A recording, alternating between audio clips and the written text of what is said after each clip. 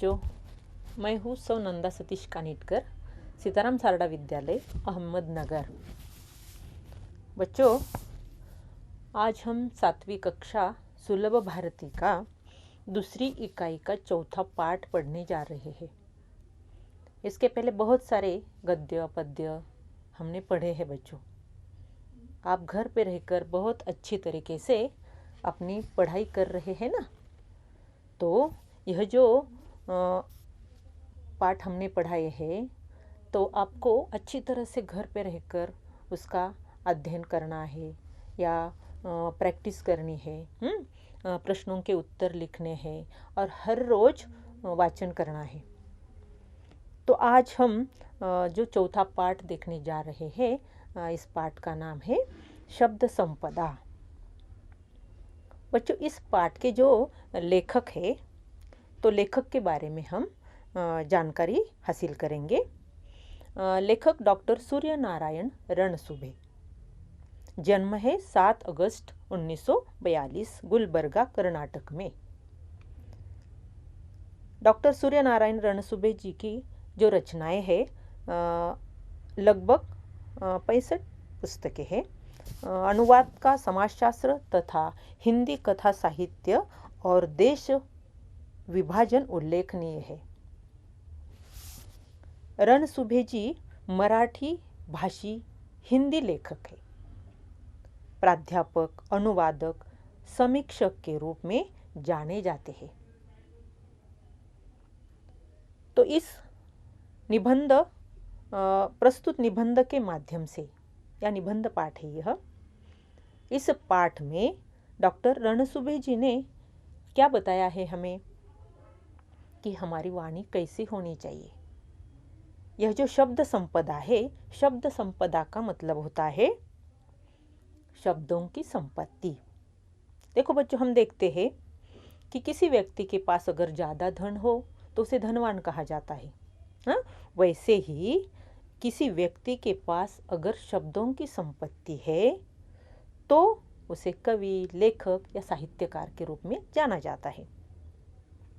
तो इस पाठ में लेखक ने हमें भाषा के विकास और महत्व के बारे में बताया है।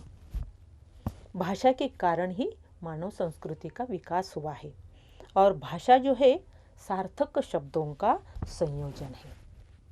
हम जो भाषा बोलते हैं ना, भाषा में शब्दों का बहुत ही महत्व है।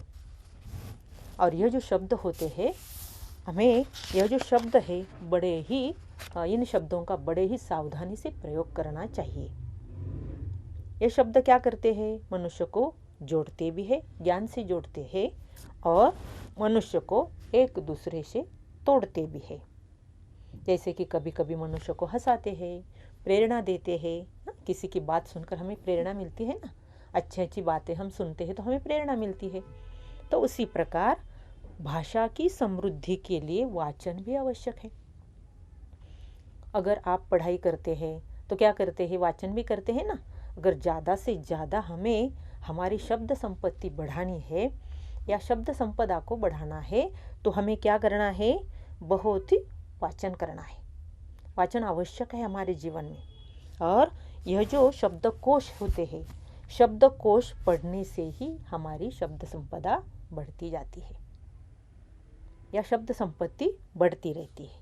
तो आज इसी पाठ से हम देखने वाले हैं कि हमारी यह शब्द संपदा है किस प्रकार बढ़ती है, हमारा विकास किस प्रकार होता है या हो रहा है।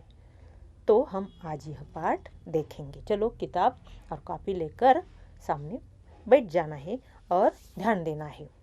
देखो बच्चों, आदिम अवस्था से आधुनिक मनुष्य तक की विकास यात्रा का जो रहस्य है वह किस में है? क्या इसका तुम्हें पता है? क्या कहते हैं लेखक कि आदिम अवस्था से आधुनिक मनुष्य तक की विकास यात्रा का रहस्य किसमें है? क्या आपको पता है? अधिकांश लोग इसका उत्तर देते हैं कि अन्य प्राणियों की तुलना में मनुष्य का विकसित मस्तिष्क इस पूरी प्रगति व संस्कृति के मूल में है। यह उत्तर अपूर्ण है। पूर्ण उत्तर यह है कि मनुष्य की प्रगति हुई वह इसलिए कि इस मस्तिष्क ने भाषा की खोज की। भाषा ही सभी प्रगति की जड़ में है। दुनिया की सभी ज्ञान शाखाओं का विकास हुआ। यह किस कारण? तो भाषा के कारण। भाषा का अर्थ है सार्थक शब्दों का व्यवस्थित क्रमबद्ध संयोजन। क्या बता रहे हैं लेखक आप सभी को? हम सभी को क्या बता रहे हैं कि आदिम अवस्था से, आदिम यानी क्या? आदिम का मतलब होता है प्राचीन काल। आदिम यानी क्या?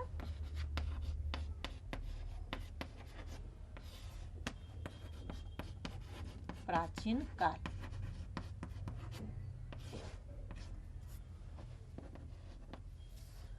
आदिम अवस्था से आधुनिक मनुष्य तक, यानी प्राचीन काल से मनुष्य में जो जो बदलाव हुआ है, यानी आधुनिक मनुष्य तक, आज के मनुष्य तक, इस विकास का रहस्य किसमें है? इस प्रकार का प्रश्न हमें लेखक ने पूछा है। आपको पता है कि अधिकांश लोग क्या करते हैं? अधिकांश, अधिकांश का मतलब होता है ज्यादातर। अधिकांश यानी क्या?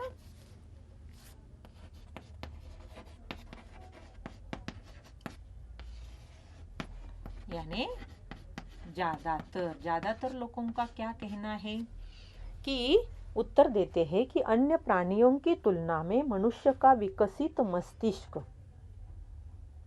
इस पूरी प्रगति व संस्कृति के मूल में है। लेकिन लेखक कहते हैं कि यह उत्तर अपूर्ण है। पूर्ण उत्तर क्या है? कि मनुष्य की प्रगति हुई वह इसलिए कि इस मस्तिष्क ने भाषा की खोज की। किसकी खोज की? इस मस्तिष्क ने भाषा की। और इसी वजह से क्या हुआ है? मनुष्य की विकास यात्रा होती ही जा रही है, आगे बढ़ती जा रही है। यानी खोज का मतलब क्या होता है? खोज यानी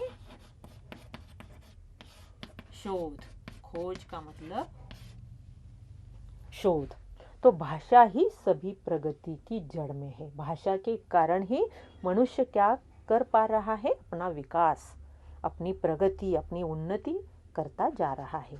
दुनिया की सभी ज्ञान शाखाओं का विकास हुआ। वह किस कारण? भाषा के कारण। भाषा का अर्थ क्या है? तो सार्थक शब्दों का व्यवस्थित क्रमबद्ध संयोजन। सार्थक यानी जिसका कोई अर्थ हो। सार्थक शब्द यानी क्या? जिसका कोई अर्थ हो, ऐसे शब्द। जिसका कोई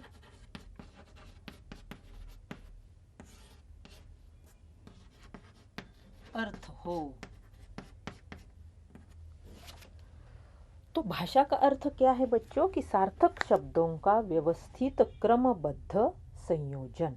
संयोजन यानी मिलाना।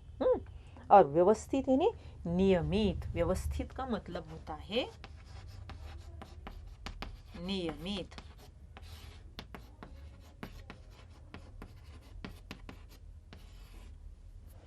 यानी एक बात हमारे समझ में आ गई है कि भाषा का अर्थ क्या है? कि सार्थक शब्द जिनका कोई अर्थ है, ऐसे शब्दों का व्यवस्थित जो क्रमबद्ध संयोजन होता है उसे ही भाषा कहा जाता है। यही बात ध्यान में रखनी है बच्चों। शब्दों का यह संसार जो है बड़ा विचित्र है। शब्दों की ताकत की ओर हमारा ध्यान कभी नहीं जाता। बच्चों, शब्दों में इतनी ताकत होती है कि इस ताकत की ओर हमारा ध्यान ही नहीं जाता। शब्द ही मनुष्य को ज्ञान से जोड़ते हैं। देखो क्या क्या करते हैं शब्द? ज्ञान से जोड़ते हैं। शब्द ही मनुष्य को मनुष्य से जोड़ते हैं और शब्द ही मनुष्य को तोड़ते हैं। यानी कैसे? तो मनुष्य को कैसे तोड़ते हैं मनुष्य से शब्द? अगर हमारे मित्र के साथ या क्लास में किसी बच्चों के बीच में जब आपस में झगड़ा होता है तो क्या करते हैं कि एक दूसरे के साथ क्या करते हैं? बातचीत जो करते हैं, अनप शनप बोल डालते हैं, या जो झगड़ा होता है उसमें जो शब्द प्रयोग किया जाता है तो क्या हो जाता है? अपने आप ही दो मित्र अलग हो जाते हैं, है कि नहीं? यानी अगर हम प्यार से एक दूसरे के साथ बातचीत करेंगे, शब्दों का प्रयोग अच्छी तरह से करेंगे, तो हम क्या करते हैं? एक दूसरे के साथ बातचीत करने में जो रुचि लेते हैं, है कि नहीं? तो अगर हमारा शब्द प्रयोग अच्छा हो, शब्द ही मनुष्य को मनुष्य से जोड़ते हैं, इसका ये उदाहरण है। और शब्द ही मनुष्य को मनुष्य से तोड़ते हैं। तो विज्ञान की दृष्टि से तो अक्षर ध्वनि के चिन्ह है, निर्जीव है। मनुष्य ही उन्हें क्या देता है? अर्थ देता है, जीवंत बनाता है। जब शब्द जीवंत हो जाते हैं तो फिर उनमें मनुष्य के विविध स्वभाव गुण आने लगते हैं। मनुष्य स्वभाव के जितने विभिन्न नमूने हैं, अलग अलग प्रकार के जो मनुष्य के स्वभाव होते हैं ना, इसके विभिन्न नमूने हैं, उतने ही शब्दों के स्वभाव के नमूने हैं। जैसे कुछ लोग क्या करते हैं? औरों को हंसाते हैं या हंसाने का काम करते हैं, वैसे ही कुछ शब्द क्या करते हैं? लोगों को रुलाते भी है कि नहीं? जैसे कुछ मनुष्य औरों को हमेशा तकलीफ देते हैं। तकलीफ का मतलब क्या है? परेशानी। तकलीफ यानी क्या?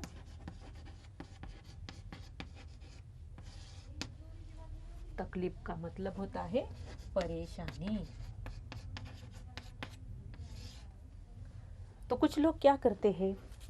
स्वभाव जो होते हैं अलग अलग होते हैं। कुछ लोग दूसरों को हंसाने का काम करते हैं, या स्वभाव जो होता है हंसाने का होता है। वैसे ही कुछ शब्द लोगों को जैसे हंसाते हैं, वैसे कुछ लोग क्या करते हैं? हमेशा दूसरों को तकलीफ देते हैं। तकलीफ कैसे देते हैं? तो उनके साथ जो बातचीत करते हैं शब्दों का प्रयोग अच्छी तरह से नहीं करते, है कि नहीं? तो क्या हो जाता है? किसी के साथ अगर अच्छी तरह से बातचीत न हो तो क्या हो जाता है? सामने वाला व्यक्ति व्यथित हो जाता है। व्यथित होना यानी क्या? दुखी होना।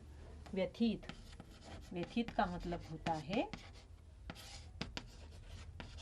दुखी।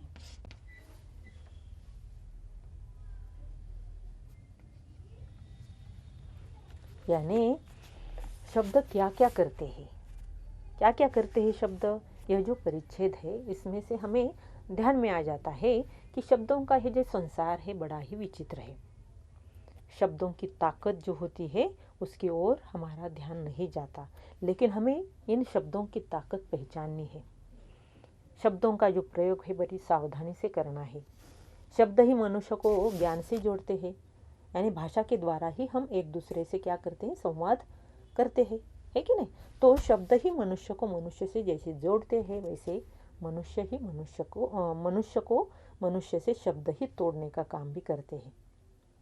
तो विज्ञान की दृष्टि से तो अक्षर ध्वनि के चिन्ह होते हैं, निर्जीव है, परंतु जब उन्हें मनुष्य अर्थ देता है तो वह जीवंत बनाता है। जैसे ही शब्द जीवंत हो जाते हैं तो फिर उनमें मनुष्य के विविध स्वभाव गुण आने लगते हैं। मनुष्य स्वभाव के जितने विभिन्न नमूने हैं उतने ही शब्दों के स्वभाव के भी नमूने हैं। तो जैसे लोग दूसरे को हंसाते भी है वैसे रुलाते भी है कि नहीं? कभी कभी एक मनुष्य दूसरे को तकलीफ देता है। भाषा का प्रयोग जो करता है, शब्द का प्रयोग जो करता है पूरी तरीके से करता है, इसीलिए वह आगे का जो व्यक्ति है, सामने वाला जो व्यक्ति है, वह क्या हो जाता है? व्यतीत हो जाता है। तो इसीलिए हमें शब्दों के बारे में यह जो लेखक के विचार है, रणसुभे जी ने जो कहा है हमें कि शब्द हमें किस प्रकार उपयोग में लाने हैं। यह जो भाषा है वह सार्थक शब्दों का व्यवस्थित क्रमबद्ध संयोजन है। इस भाषा का प्रयोग या शब्द का प्रयोग हमें हमारे जीवन में बहुत अच्छी तरीके से करना है। उसी पर भी आपका व्यक्तित्व अवलंबित हो सकता है। तो कई बार तो ऐसे शब्दों को सुनकर वह रोने भी लगता है। देखो, कभी कभी क्या होता है कि दो मित्रों के झगड़े हो जाते हैं और शब्दों को सुनकर एकाध मित्र जो होता है वह रोने लगता है। यानी जो मित्र होते हैं, शब्द का प्रयोग बुरे तरीके से करने से क्या हो जाता है? तंटा झगड़ा बढ़ जाता है। कुछ लोग बड़े प्रिय होते हैं, वैसे ही कुछ शब्द भी बहुत प्रिय होते हैं। तो कुछ लोग बड़े प्रिय कैसे होते हैं? क्योंकि वह भाषा का प्रयोग बहुत ही अच्छी तरीके से, बहुत ही मधुरता से करते हैं एक दूसरे के साथ। भाषा जो बोलते हैं वो बहुत ही मधुरता होती है उनकी भाषा में। तो वैसे ही कुछ शब्द भी बहुत प्रिय होते हैं, उन्हें बार बार सुनने की, गुनगुनाने की इच्छा होती है। जो शब्द हमारे कान को अच्छे लगते हैं तो उन्हें बार बार सुनने की इच्छा होती है, गुनगुनाने की इच्छा होती है कि नहीं? एक और कुछ शब्द धोखा देने वाले होते हैं, कुछ निरर्थक होते हैं। कुछ निरर्थक होते। निरर्थक का मतलब क्या होता है? निरर्थक यानी इनका कोई अर्थ नहीं होता। सार्थक यानी क्या, मैंने बताया है, सार्थक जिसका कोई अर्थ हो। निरर्थक यानी बिना अर्थ के। जो शब्द होते हैं, कुछ शब्द वो निरर्थक होते हैं, तो दूसरी ओर कुछ शब्द जो होते हैं बहुत ही सज्जन, सात्विक, सभ्य और सुसंस्कृत होते हैं, जो कि हमें सुनने में भी अच्छे लगते हैं। सुनने में जो शब्द अच्छे लगते हैं कि जो सज्जन, सात्विक और सभ्य, सुसंस्कृत होते हैं। कुछ शब्द निष्क्रिय बना देते हैं। कौन से शब्द होते हैं ये? कि कुछ मत करो, जो भाग्य में है वह तो मिल ही जाएगा। ऐसे कोई वाक्य होते हैं, ऐसे कई शब्द होते हैं कि कुछ मत करो, जो भाग्य है, भाग्य में है वह तो मिल ही जाएगा। ये कैसे शब्द हुए? निष्क्रिय बना देने वाले शब्द हुए। नहीं है तो नहीं मिलेगा। तो जो निरर्थक यानी निष्क्रिय, जहाँ निष्क्रिय बना देते हैं, ऐसे कुछ वाक्य यहाँ लेखक ने हमें बताए हैं। न्यूटन ने कहा कि किसी भी काम की सफलता के लिए 90% परिश्रम की। देखो एक उदाहरण दिया है लेखक ने कि न्यूटन जो है, शास्त्रज्ञ न्यूटन जो थे, तो वह उन्होंने कहा है कि किसी भी काम की सफलता के लिए 90% परिश्रम, परिश्रम यानी क्या? श्रम, कष्ट, 5% बुद्धि की और 5% संयोग की जरूरत होती है। परंतु याद रखें, किसी भी काम को पूर्णत्व देने के लिए 90% कठोर परिश्रम की आवश्यकता होती है या जरूरत होती है। यह जो न्यूटन, मालूम है नाम आपको? हाँ, शास्त्र, यहाँ हमारे यह जो शास्त्रज्ञ हो गए हैं, इनका नाम है न्यूटन। तो उन्होंने हमारे जीवन में परिश्रम को कितना महत्व है, या किसी काम में अगर हमें सफलता पानी है तो हमें किसकी आवश्यकता है, यह बताया है। तो उनका कहना क्या था कि 90% बहुत ही कठोर परिश्रम, 5% बुद्धि और 5% संयोग की जरूरत होती है। परंतु याद रखिए, कोई भी काम जो होता है वह पूर्णत्व यानी पूरा करने के लिए 90% कठोर परिश्रम यानी बहुत ही मेहनत की क्या होती है? आवश्यकता होती है। ऐसे शब्द जो हमें निष्क्रिय बना देते हैं, कुछ करने के लिए प्रेरणा नहीं देते, निष्क्रिय बना देते हैं, निष्क्रिय करते रहते हैं, उन शब्दों को हमारे जीवन व्यवहार से निकाल बाहर करना चाहिए। क्या कितनी बहुत बड़ी बात कही है न्यूटन ने, कि जब हमारे जीवन में किसी काम को पूरा करना है, काम को पूर्णत्व देना है, तो 90% हमें क्या करना है? परिश्रम ही करने हैं। 5% जो है बुद्धि और 5% जो है संयोग की आवश्यकता तो होती है। और इस बारे में निष्क्रिय जो शब्द होते हैं, इनके बारे में न्यूटन ने क्या कहा है कि ऐसे जो शब्द हम सुनते हैं या पढ़ते हैं, तो हमें क्या करना चाहिए? हमारे जीवन से या जीवन व्यवहार से इन शब्दों को निकाल देना चाहिए। हमारे जीवन में इन शब्दों को कोई स्थान ही नहीं देना है, तो ही हम किसी भी काम में पूरा अपना सहयोग दे सकते हैं, पूर्णत्व यानी काम पूरा कर सकते हैं। कुछ भाषाओं के शब्द किसी भी अन्य भाषा से मित्रता कर लेते हैं। आगे चलकर लेखक ने हमें क्या बताया है कि भाषा समृद्ध कैसी होती है, भाषा समृद्धि का कारण क्या है? तो कुछ भाषाओं के जो शब्द है किसी भी अन्य भाषा से मित्रता कर लेते हैं और उन्हीं में से एक बन जाते हैं, घुल मिल जाते हैं, मिलजुल कर जैसे कि हम काम करते हैं उसी प्रकार यह कुछ अन्य भाषाओं से शब्द आते हैं तो वह झट से मित्रता कर लेते हैं। जैसे आपके मित्रों में से कुछ ऐसे होते हैं कि जो सबसे घुल मिल सकते हैं। कोई कोई मित्र होते हैं ना ऐसे कि झट से वो घुल मिल जाते हैं मित्रों में आकर। लेकिन कई कई ऐसे होते हैं, कुछ ऐसे भी होते हैं वे औरों से मित्रता नहीं कर पाते। ऐसे भी कुछ शब्द है, शब्दों का भी ऐसा स्वभाव है कि जो झट से यह क्या करते नहीं, मिलजुलते नहीं या घुल मिल नहीं सकते। कुछ ऐसे होते हैं वे औरों से मित्रता नहीं कर पाते। शब्दों का भी ऐसा स्वभाव है। विशेष करके अंग्रेजी शब्द के कई शब्द हैं जो जिस किसी प्रदेश में गए वहाँ की भाषाओं में घुल मिल गए। हम देखते हैं कि अंग्रेजी जो भाषा है, हम भी कभी कभी यानी बहुत ज़्यादा प्रमाण में हम क्या करते हैं, अंग्रेजी भाषा का भी उपयोग करते हैं। अंग्रेजी भाषा के जो शब्द है इनका भी प्रयोग हमारे निजी जीवन में करते हैं, है ना। तो लेखक कहते हैं कि कुछ शब्द जो होते हैं जैसे कि मित्र होते हैं कि दूसरों के साथ घुल मिल जाते हैं, वैसे ही कोई शब्द होते हैं अन्य भाषा से कि वह मित्रता कर लेते हैं झट से। लेकिन कई शब्द ऐसे होते हैं कि यह झट से मित्रता नहीं कर पाते। शब्दों का जो ऐसा स्वभाव है, विशेष करके अंग्रेजी भाषा के कई शब्द जो है कहीं भी किसी भी प्रदेश में हम अगर चले गए तो वहाँ उन भाषाओं में या वहाँ की जो भाषा होती है वहाँ की भाषाओं में घुल मिल जाते हैं। जैसे कि रेल, कार, रेडियो, स्टेशन इत्यादि। देखो बच्चों, हम भी इसका प्रयोग करते हैं कि नहीं। ये तो अंग्रेजी शब्द है, अंग्रेजी शब्द होकर भी हम इसका प्रयोग हम कभी भी करते हैं। हमें यह जो शब्द प्रयोग है कभी कभी मालूम ही नहीं होता कि यह शब्द अंग्रेजी है कि नहीं। तो रेल, कार, रेडियो, स्टेशन, यह जो शब्द है, बस, यह जो शब्द है हम इसका प्रयोग करते हैं कि जो घुल मिल जाते हैं अन्य भाषाओं के साथ। कहा जाता है कि तमिल भाषा के शब्द केवल अपने परिवार द्रविड़ परिवार तक ही सीमित रहते हैं। क्या सुना है हमने कि तमिल जो भाषा है ना, तो तमिल भाषा के जो शब्द है केवल अपने परिवार द्रविड़ परिवार तक ही सीमित रहते हैं। वे किसी से घुलना मिलना नहीं चाहती। अलबत्ता हिंदी के शब्द मिलनसार है परंतु सब नहीं। हिंदी में भी, हिंदी भाषा में भी कुछ ऐसे शब्द है मिलनसार कहा जाता है उन्हें, यानी मिलजुल कर रहने वाले। मिलनसार का मतलब क्या होता है?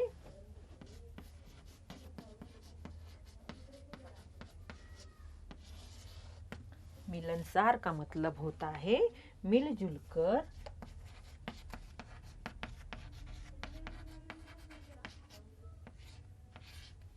रहने वाले।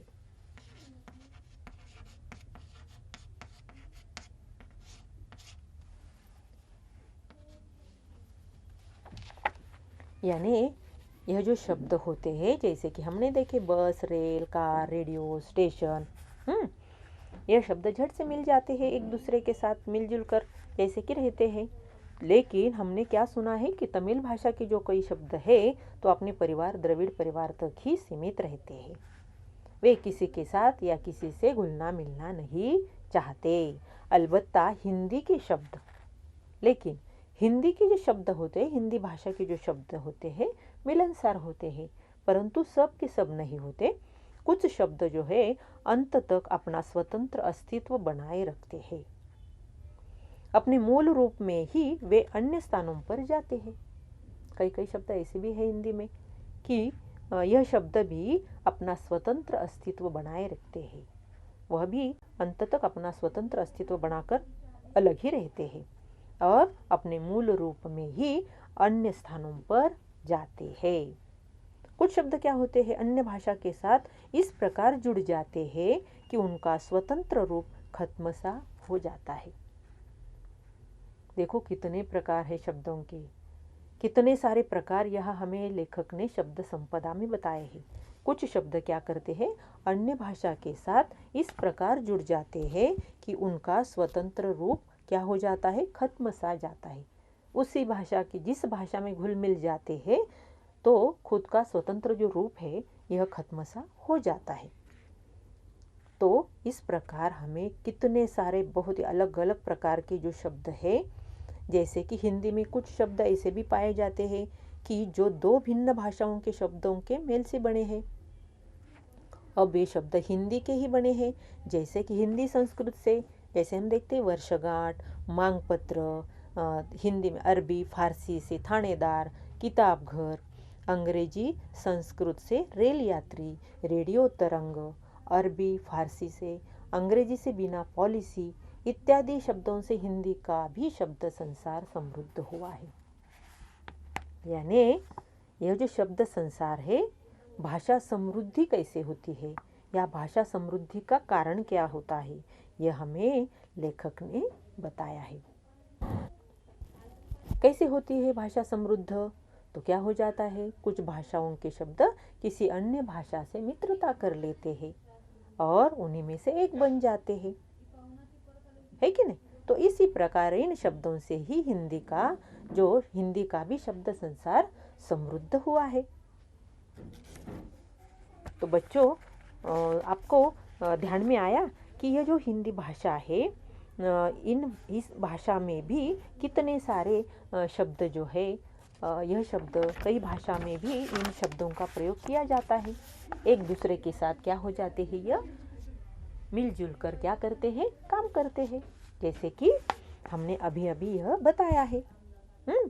तो हमने क्या क्या देखा है अब इस पाठ में? हमने यहाँ तक आज का यह पाठ अभी देखा है। तो इस पाठ में हमने क्या क्या देखा है कि यह जो वाचन के कारण हमारी जो शब्द संपत्ति यह बढ़ती है ना। भाषा का क्या अर्थ होता है, भाषा किसे कहते हैं, भाषा का अर्थ हमें यहाँ बताया है लेखक ने कि सार्थक शब्दों का व्यवस्थित क्रमबद्ध संयोजन। यह बात हमें ध्यान में रखनी है कि नहीं?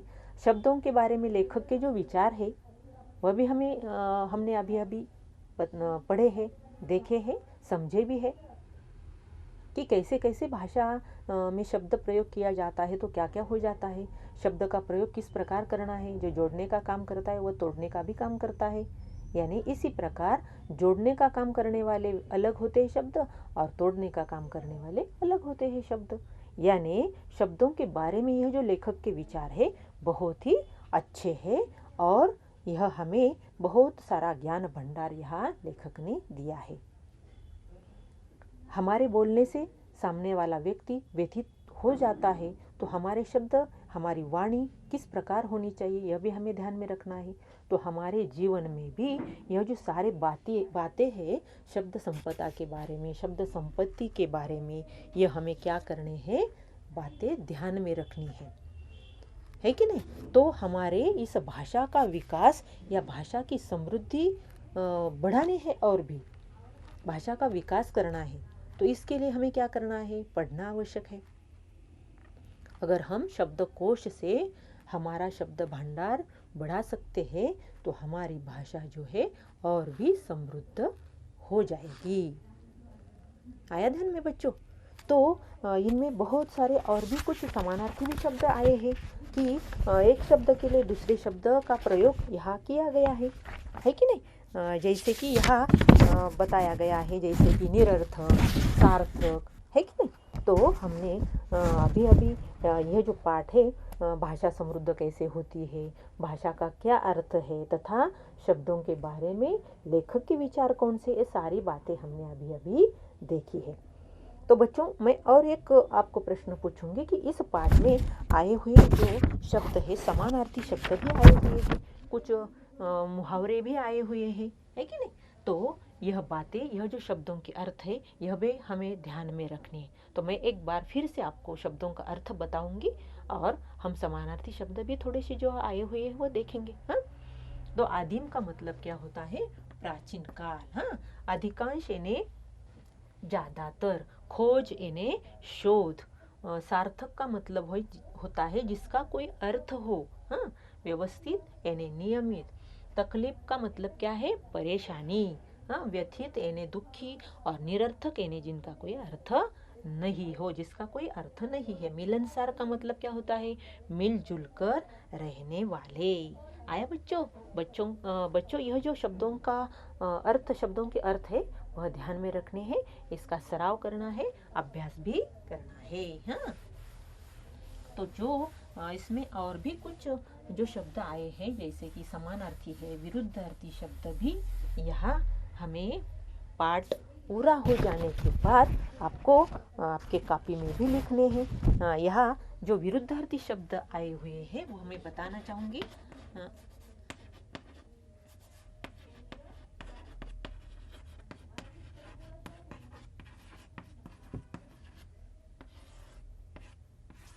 विरुद्धार्थी जो शब्द है इसमें कौन कौन से आए हुए, जैसे कि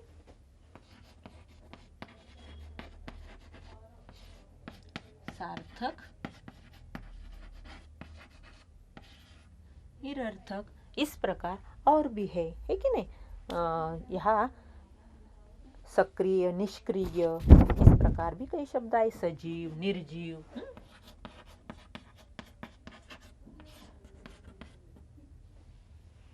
सजीव और क्या कौन से शब्द आए हुए यहाँ, निर्जीव। इस पाठ में बहुत सारे इस प्रकार के शब्द आए हुए हैं। इच्छा, अनिच्छा, सुंदर, असुंदर, और भी कई शब्द है, सक्रिय है, निष्क्रिय है।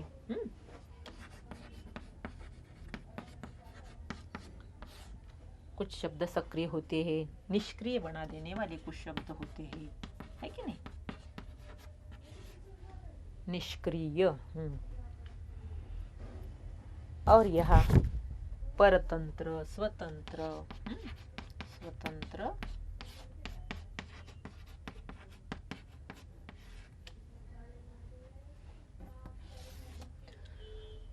तो इस प्रकार और भी ज़्यादा से ज़्यादा शब्द आपको मिलेंगे, और भी पाठ बाकी है। तो यह पाठ पूरा हो जाने के बाद और भी शब्द आपके यह जो पाठ में दिए गए हैं, इस पाठ में आपको देखने को मिलने वाले हैं। तो बच्चों, यहाँ तक हमने यह पाठ पढ़ा है, तो आपको अपने कॉपी में भाषा का अर्थ क्या है, इस प्रकार के जो प्रश्न है, भाषा का अर्थ क्या है, भाषा समृद्धि के कारण क्या है कि नहीं, ये प्रश्न जो है, इन प्रश्नों के उत्तर आपको कॉपी में लिखने हैं। और ये जो शब्द है, शब्दार्थ है, शब्दार्थ भी कॉपी में लिखने हैं।